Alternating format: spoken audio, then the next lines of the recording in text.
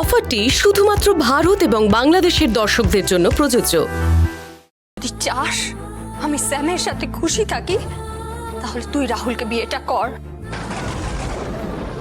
আমার কথাটা মেনে নে প্রীতি, তোর সুখে থাকাটা আমার কাছে খুব ইম্পর্টেন্ট। আর আমার মন বলছে যে তুই যদি রাহুলকে বিয়ে করিস তাহলে তুই খুশি থাকবি। রাহুল খুব ভালো ছেলে। আমি বুঝতে পারছি না রাহুলকে বিয়ে করতে তোর প্রবলেমটা কোথায়। এটা আমার চয়েস দি ভাই। আমি তো একবারও বলিনি যে আমি রাহুলকে বিয়ে করতে পারবো না, কিন্তু সেই ডিসিশনটা নেওয়ার জন্য আমার আরো সময় চাই। তোর কত সময় লাগবে বল? তুই তো ওকে 6 মাসের মতন চিনিস, এতদিনও তুই একটা ছেলেকে চিনতে পারলি না? তারা কিন্তু ঠিকই বলেছে প্রীতি, তোর একটা সিদ্ধান্তের ওপর কতগুলো জীবন নির্ভর করছে তুই বুঝতে পারছিস? কিন্তু আমার কথাটা, ওর এই কথা শোনার জন্য আমরা কেউ রেডি নই প্রীতি। আমার এই কথাটা তোকে মানতেই হবে। তুই ঠিক যে কারণে স্যামের সাথে আমার বিয়ে দিতে চেয়েছিলিস, আমি ঠিক সেই একই কারণে রাহুলের সাথে তোর বিয়ে দিতে চাইছি। আমাকে যদি তুই সত্যিকারের ভালোবাসিস, একটু হলেও সম্মান করিস, তাহলে তুই তোর দিভাইয়ের কথা মেনে নিবি প্রীতি। আমি তোকে সত্যিই ভালোবাসি দি ভাই। এত বছর পর তুই আমাকে এই প্রশ্নটা করছিস। করতাম না, কিন্তু আজকে করতে বাধ্য হচ্ছি। তুই আমার কথা মেনে নিবি কি না? চুপ করে থাকিস না প্রীতি, হ্যাঁ কি না?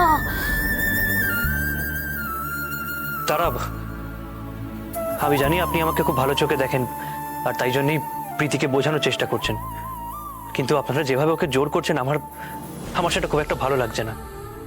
জোর করে ভালোবাসা বা ভালোবাসানো যায় না। প্রীতি যেদিন নিজের থেকে বুঝতে পারবে, নিজের থেকে ফিল করবে, ও তখনই আমাকে অ্যাকসেপ্ট করুক। ততদিন আমি ওয়েট করব। দেখলি প্রীতি, আজকে আমরা তোকে রাহুলের জন্য বোঝাচ্ছি, আর ঠিক একইভাবে রাহুল কিন্তু তোর জন্য আমাদেরকে বোঝাচ্ছে। এরকম একটা ছেলেকে তুই মেনে নিতে পারছিস না? কি হলো? আর কতবার বলবো তুই চুপ করে থাকিস না প্রীতি? তোর ডিসিশনটা আমাকে জানা। স্যার,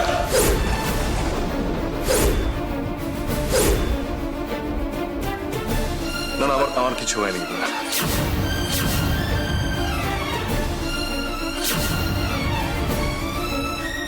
ঠিক আছে, তুমি যাও। তুমি সরি স্যার।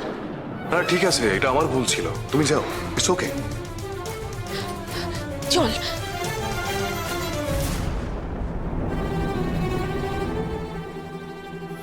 হ্যালো, আমি আপনার সাথে একটু পরে কথা বলি, ওকে? হ্যাঁ, রাখলাম। Are you okay, sir? চলুন স্যার, লেটস গো।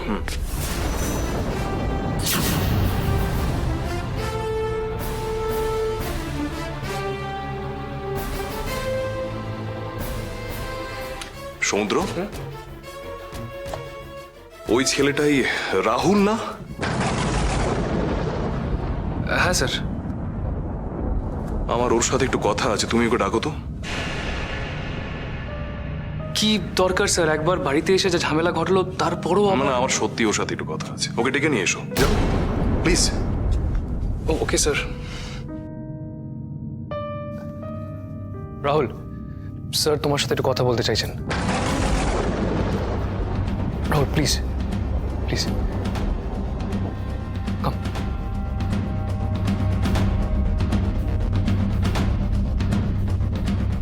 আজ বেচারার জন্মদিন, জন্মদিনে আবার একটা কাণ্ড হবে।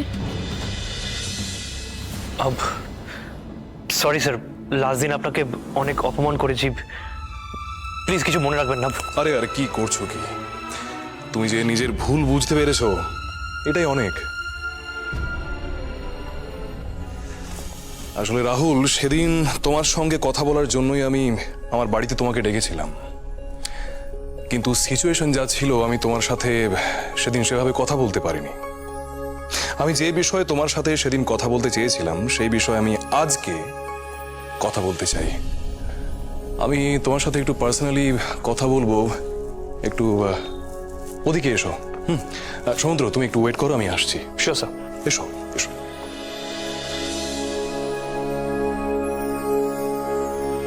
বাবা স্যামকে আলাদা রেখে রাহুলের সাথে কি কথা বলবে? কি করে বলি বলতো? কিন্তু রাহুল যদি সব সত্যি কথা বলে দেয় তাহলে কি হবে?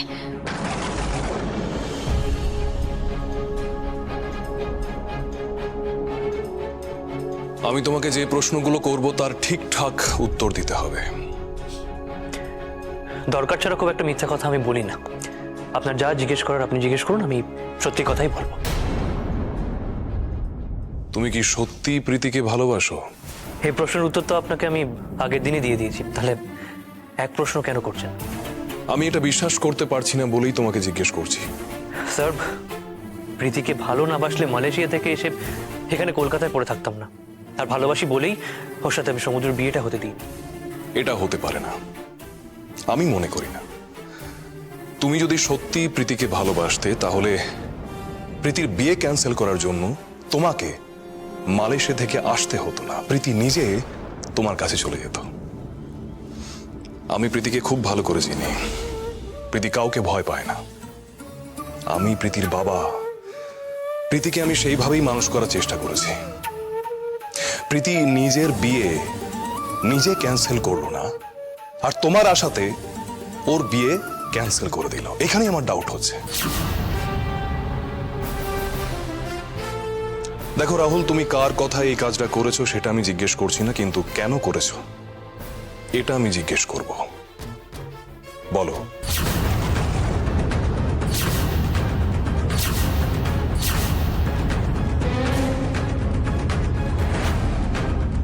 তুমি এত বড় রিস্ক কেন নিলে? এর পেছনে নিশ্চয়ই কোনো মোটিভ রয়েছে। এক সেকেন্ড স্যার।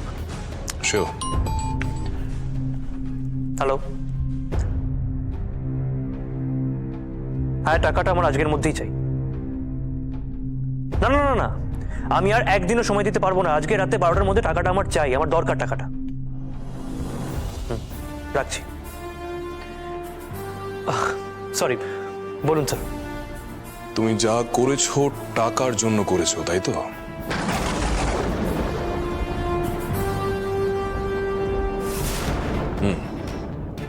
ভেরি গুড, এবার আমি বুঝতে পেরে গেছি।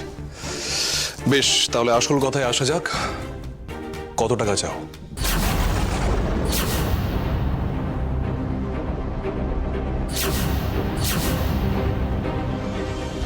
আপনি কত দিতে পারবেন? তোমার কত চাই? না, আগে আপনার অফারটা শুনি। তুমি তো দেখছি স্ট্রেট কাট কথা বলতে খুব ভালোবাসো, তাই না? তোমার এই ডিলিংটা আমার বেশ পছন্দ হলো। এনিওয়ে, তুমি যখন অ্যামাউন্টটা জানতেই চাইছো তখন বলি যে আমি প্রীতির জন্য সব দিতে রাজি আছি। আমি সিঙ্গেল সেটেলমেন্ট 10 কোটি টাকা দেব।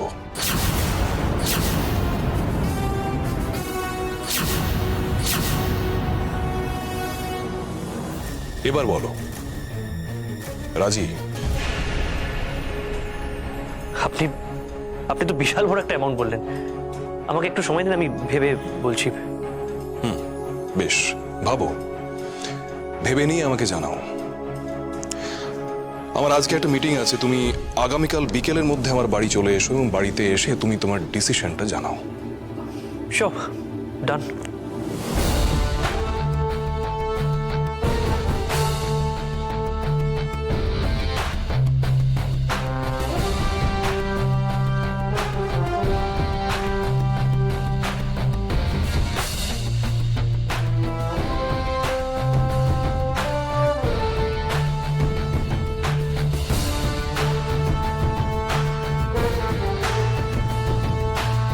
সমুদ্র, ইয়েস স্যার, চলো।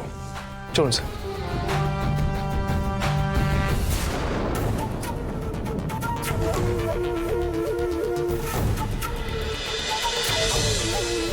কি বললো?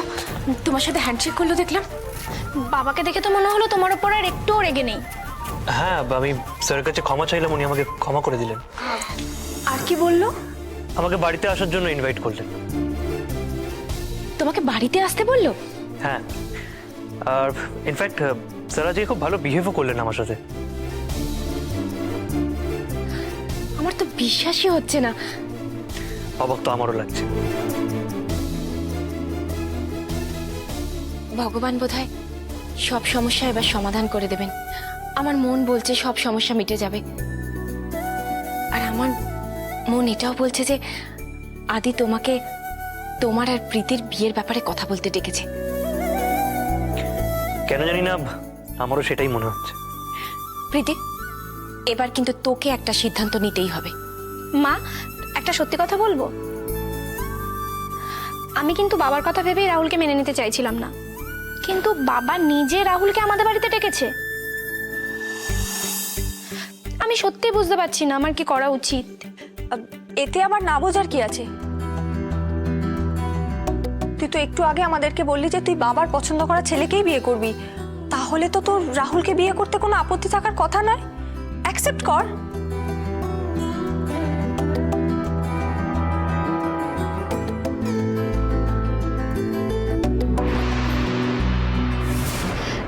বাবা যদি মেনে নেয় তাহলে আমার কোনো আপত্তি নেই।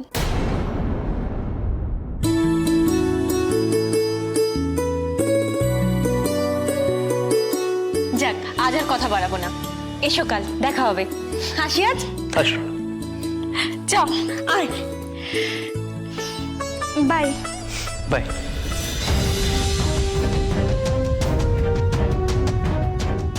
তুমি যখন অ্যামাউন্টটা জানতেই চাইছো, তখন বলি যে আমি প্রীতির জন্য সব দিতে রাজি আছি।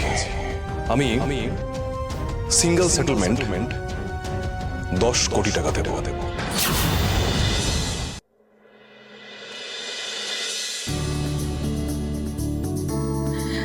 বৌমা, তোমায় আজকে খুব খুশি খুশি দেখাচ্ছে, নিশ্চয়ই ভালো কিছু ঘটেছে না? হ্যাঁ মা, ঠিক বলেছেন, আজকে আমার মনটা খুব খুশি খুশি আছে, অনেকটা শান্তি পেয়েছি মা। আজকে না খুব বড় একটা কাণ্ড ঘটেছে। কি হয়েছে আমায় বলো। এতদিন মা আমি একটা ব্যাপার নিয়ে খুব টেনশনে ছিলাম। রাহুল আর প্রীতির সম্পর্কটা কিভাবে ঠিক করব বুঝতে পারছিলাম না। জানেন মা, সব সমস্যার সমাধান হয়ে গেছে। রাহুল আর প্রীতির বিয়েটা নিয়ে আর কোনো সমস্যা নেই। আমি অনেকটা টেনশন ফ্রি হয়েছি। কি বলছো তুমি? আমাকে একটু খুলে বলো তো বৌমা। বলছি happy birthday Rahul, many many happy returns of the day. Thank you.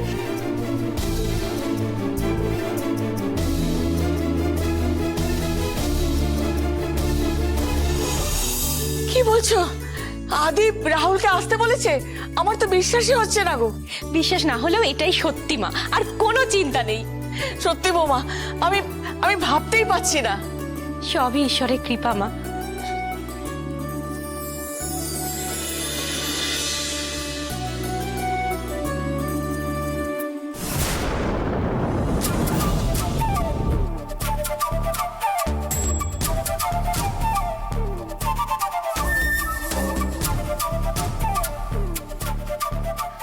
বৌমা, বৌমা, আমি একটু আসছি।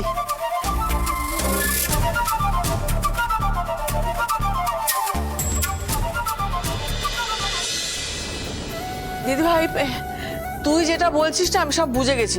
আচ্ছা দিদি ভাই, তোর মাথায় একসঙ্গে কত কিছু চলে বলতো? মানে মানে কি?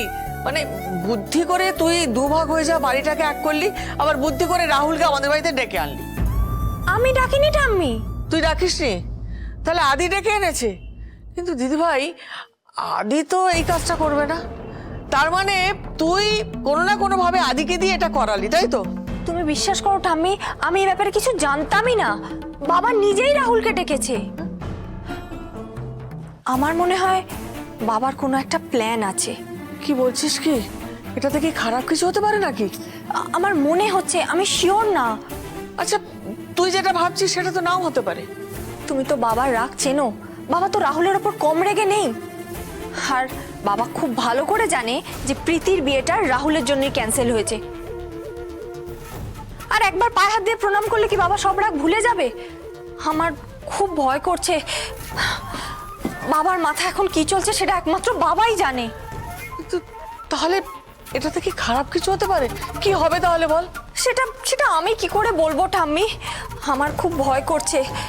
রাহুল এই বাড়িতে না আসা পর্যন্ত কিচ্ছু বোঝা যাবে না। বাকিটা ভগবানের হাতে। দেখা যাক।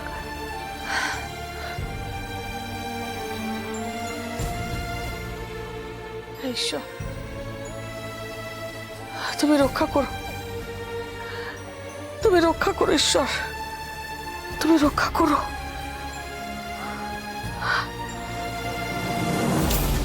দিদা, তোমার নাতির ভালোবাসার দাম কত জানো?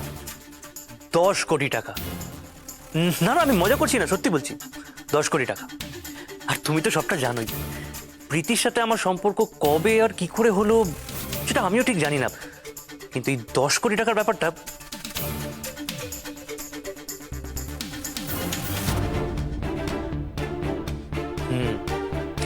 আমার স্ট্রং ফিলিং আসছে যে খুব তাড়াতাড়ি কিছু একটা গ্র্যান্ড ঘটতে চলেছে, সত্যি। ও তোমাকে তো একটা কথা বলতেই ভুলে গেছি, প্রীতির বাবা আমাকে দেখা করতে বলেছে। আরে না না, আমি কিচ্ছু বলিনি, বিশেষ করে উনি নিজের থেকেই আমাকে বলেছেন দেখা করতে।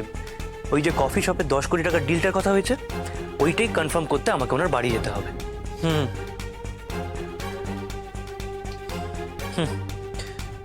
দেখো দিদা, আমি কিন্তু খুব সিরিয়াস, আর যাই হয়ে যাক আমরা কোনো রকম তাড়াহুড়ো করব না। আজকে আমিও দেখতে চাই 10 কোটি টাকা যেতে নাকি আমার আর প্রীতির সম্পর্ক। আচ্ছা দিদা, শোনো না, আমি তোমাকে রাতে ফোন করে সব ডিটেলস দিচ্ছি, ঠিক আছে? হ্যাঁ, রাখছি।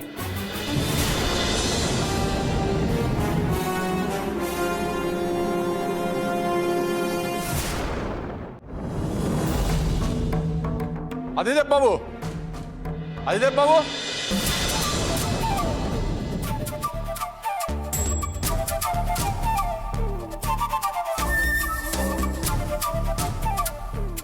কে এই লোকটা? আমি কি করে জানবো ঠাম্মি?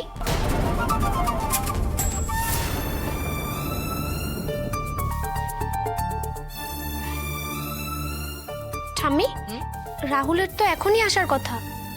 হ্যাঁ, সেটাই তো শুনেছিলাম। দাঁড়া, একটু দাঁড়া তো দেখি।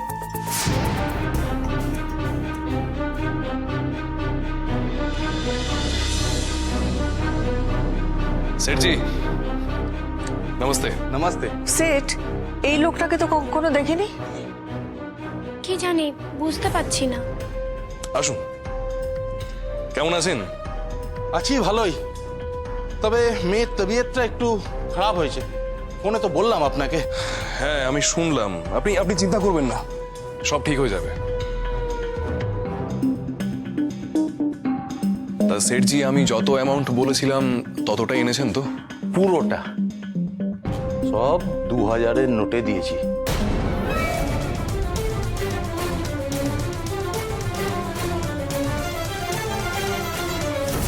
Thank you. আসলে এত কম সময়ে এই অ্যামাউন্ট ক্যাশে জোগাড় করতে পারলাম না বলেই আপনার কাছে হেল্প নিতে আমি বাধ্য হলাম। একেবারে লাস্ট মোমেন্টে এসে আপনাকে ডিস্টার্ব করলাম। I am so sorry for that, don't mind. না না, এতে মনে করার কি আছে? Thank you so much. এটা তো আমার কাজ আছে, এর জন্য ধন্যবাদ দেবার কোনো প্রয়োজন নেই।